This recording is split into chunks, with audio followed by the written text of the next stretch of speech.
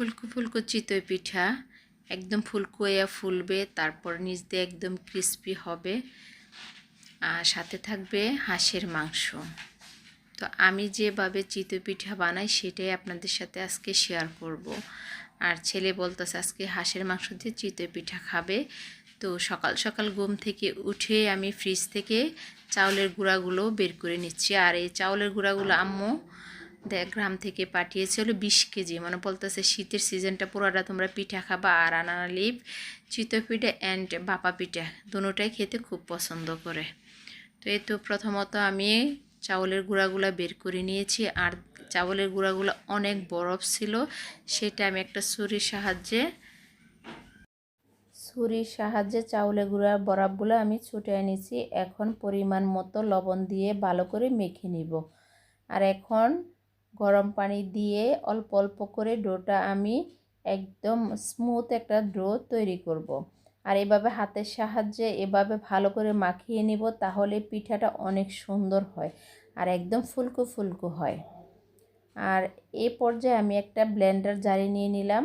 এখন আমি 1 মিনিটের মতো এই চাউলের গুঁড়াটা আমি ব্লেন্ড করে নিব। তাহলে কি হয়, ব্যাটারটা একদম স্মুথ একটা ব্যাটার হয়। এটার মধ্যে কোনো বেকিং পাউডার কিংবা বেকিং সোডা কোনো কিছুর প্রয়োজন হয় না। এভাবে যদি আপনি চাউলের ব্যাটারটা করে নিতে পারেন, চাউলের গুঁড়ার ব্যাটারটা, তাহলে একদম খুবই সুন্দর একদম পারফেক্ট পিঠা হবে। এখন চুলাতে একটা তাওয়া বসাই নিয়েছি, তার মধ্যে আমি সরিষার তেল দিয়েছি। এভাবে সরিষার তাওয়াটাকে 5 টেবিল গরম করে নিয়েছি।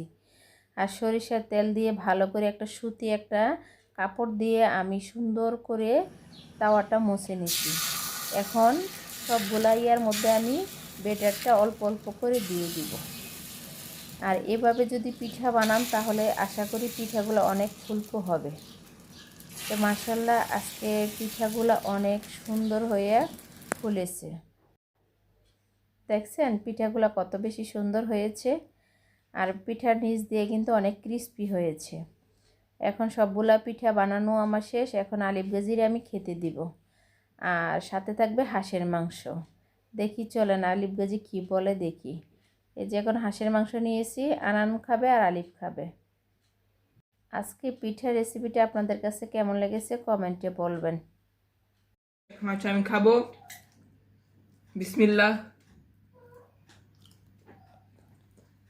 সেই স্বাদ।